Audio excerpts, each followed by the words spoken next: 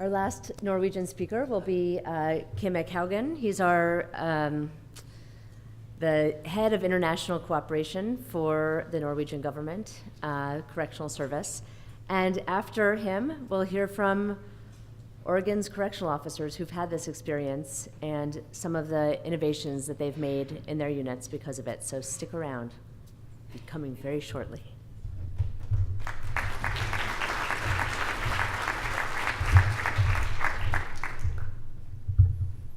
I have to be careful with this one.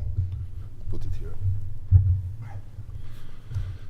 Dear senators, guests, colleagues, friends, I have been told that I have less than 15 minutes to say a few words about our international cooperation in the correctional service, so I'll try to do that brief.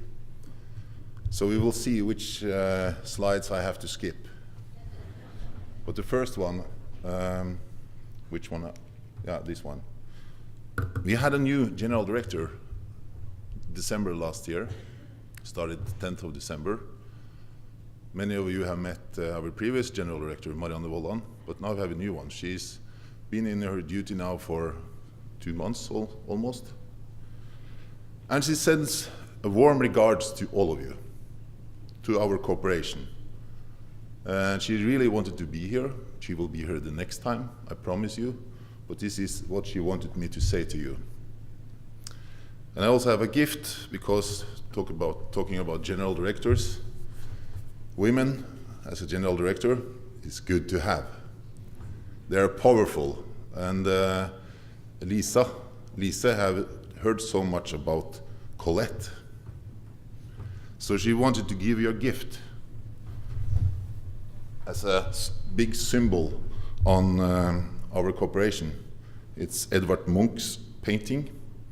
It's the sunrise, and that's a symbol of upcoming cooperation. So this is from Lise.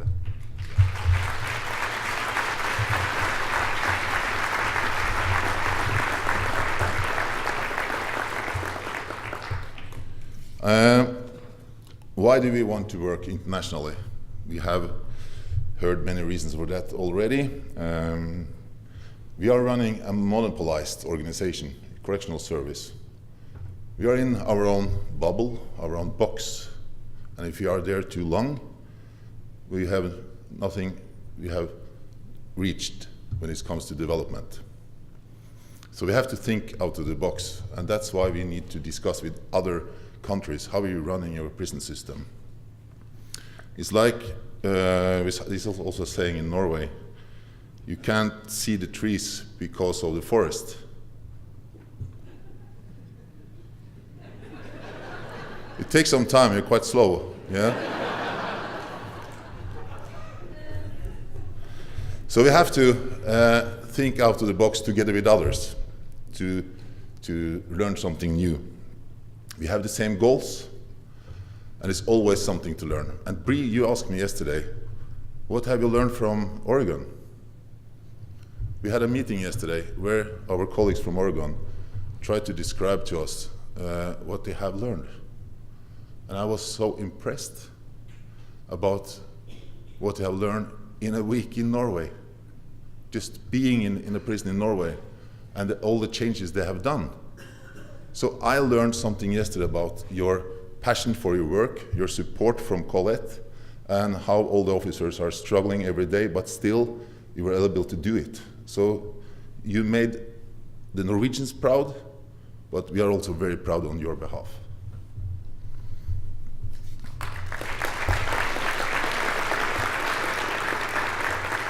But it's not possible to adopt the system in Norway to Oregon or to United States. You have to take pieces of it, piece by piece, see how it fits into your own system. And if it doesn't work, forget it.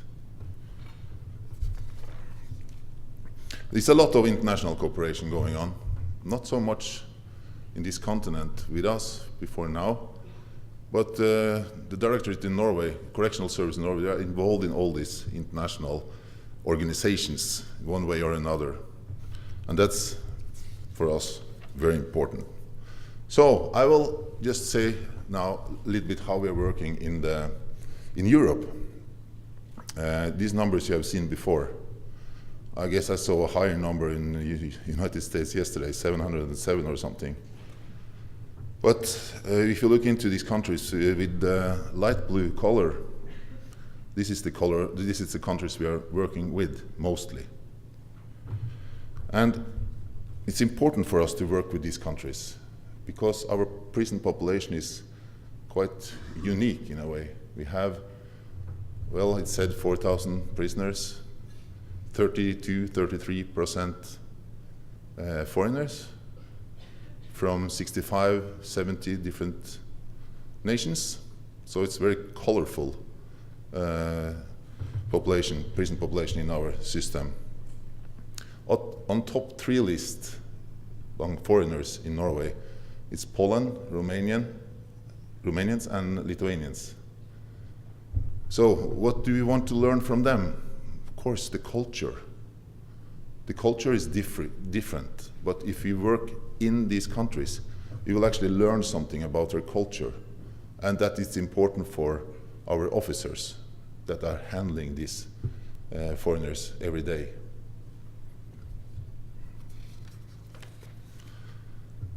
We are great taxpayers in Norway, and we're not a part of the European Union. You know that? Yes. And because we're not a part of the European Union, we use Norwegian taxpayers' money to have access to the trade market in the European Union. And we spend a lot of money on that, together with Iceland and Liechtenstein. The fundings are covered mostly from Norway, 98.7%, and Iceland and Liechtenstein are sharing the rest. And the goal with this kind of cooperation is to reduce the social and economical disparities between the EU countries, and also strengthening the bilateral cooperation between Norway and also the beneficiary states. You see it's 2.8 million euros. It's a lot of money. We have done this program before. This is the 3rd period. It will go from 2014 to 2024, but we started late, so we started actually last year. As you can see from this slide, we are something we call DPP, Donor Program Partner. That means we have a lot to say how to spend this money. And as you can see, Poland, they will receive 809 million euros in total for the next 5 years, and Czech Republic 6 million euros for the correctional service. But 809 in Poland, and that means 56 to the correctional service. Czech Republic 184 and 6 million euros. So we are dealing with almost approximately 155 something euro in prison project, correctional projects in these 6 countries. 15 countries receive money. We are working with 6 of them. There are 23 different program areas. Justice sector is our sector, and then you have health, education, innovation, infrastructure, and so on. But the good part here is that we have involved 21 Norwegians and Norwegian partners, a prison or a probation office in this program from the Norwegian side. You have seen this before, our vision and our values, so don't have to repeat that. But this is also what the work we're doing in other countries are all about. What I want to say about this slide here is that the involvement from the staff, because it's not possible for Colette or other leaders to make these values and visions alone. People need to have the ownership about the future. And what our previous general director did, she collected all the governors, and before that all the governors had their own time with the staff, and we together managed to find these simple words, but it means something for all of us in the correctional service. For example, when you're doing the recruitment, we need people that are into these values. Promotion, these values, and so on. And everybody have been together and signed for it. So what are we trying to do in eastern part of Europe? You have heard about this a little bit already. Principle of normality, what seems to work. You Americans are very good at static security. We know that. Maybe you're the best in the world. Fences, bars, cameras, weapons, and all these kind of things. Very good. Other countries are very good in organizational security. They are making strategies every day, but they don't invest in people. We like to say that we are good in dynamic security. Dynamic security is not only a word, it's a methodology. But to do this dynamic security, the interaction between staff and inmate relations, you need people, trained people, enough people. So what we try to do in this eastern part of Europe is to work on the balance between these three security issues. And that is quite difficult, I will say. But the most important is also this one. But you have mentioned, many of you have mentioned all this dynamic security today with the human rights and the voting, public services, obligations, dignity, respect, and the right to make complaints. So there's no time to repeat that. We have the CPT, European Committee for the Prevention of Torture, that are following our prison system and all these countries' prison system, maybe every second year, every third year, but we take this really serious, what CPT are saying about each one of the countries, and that's the background for all our work. We use that document for everything. And the Ombudsman in Norway. Question to you, could be something for America as well. This is what we are pushing forward all the time. What is the three basic needs in a correctional service? We all know now that it's important to create a better neighbor that pays tax and so on. Ask yourself, have you covered your three basic needs or their basic needs regarding reoffending and rehabilitation? If you have inmates living in big dorms and don't feel safety, do you think ever that person are even close to look into his own rehabilitation, even though the staff is motivated to help you, if he's not safe from other prisoners or staff, maybe? The answer is quite simple, no. Decent food. In prisons, they are fighting for a box of crackers. Small details makes lots of fights in a prison because they don't have decent food. They buy and they're dealing with the food in the prison. And health, if the health care is poor, conditions are poor, he will never or she will never ever think about his or her own rehabilitation. That's how we like to focus. This is what we like to focus on when we are working with these countries, because the conditions are, in some countries, worse than we have heard yesterday from Don and also from Craig today, in some of the countries we're working in. What we're trying to do, how to spend this money. We did this big mistake last year, and last period. We divided the funds into small projects all over the country. So this is just an example. 2 minutes is very long time. Thank you very much. Yeah. Speak faster. Okay, we are trying all these 6 countries, similar projects in all of them.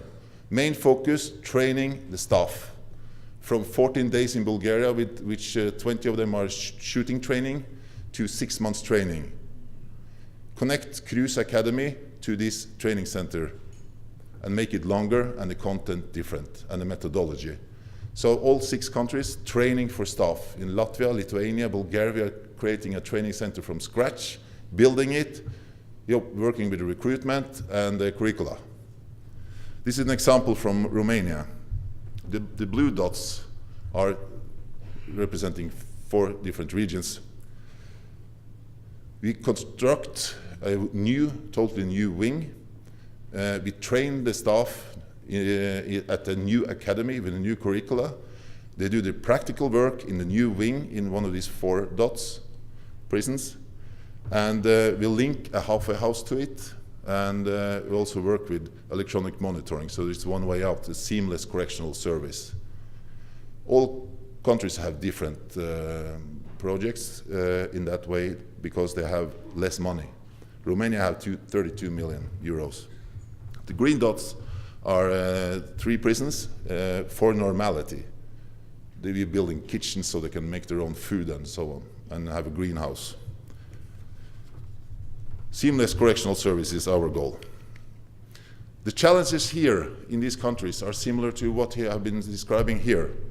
Political climate, political leadership, frequent replacements of general director, all culture, building infrastructure, dorms, get rid of the dorms. We're trying to rebuild the prisons in the eastern part of Europe from dorms with 200 down to double room, triple room, or 4 men or women in 1 room.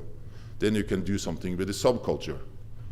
Lack of budget, authority, lack of trust between court and prison probation, bureaucracy, corruption, quite heavy in eastern part of Europe. But again, biggest danger for us is the culture. Eat strategies for breakfast. So this is our challenges every day in eastern part of Europe. The funny thing, if it's funny, is that many of these challenges we have in Norway still.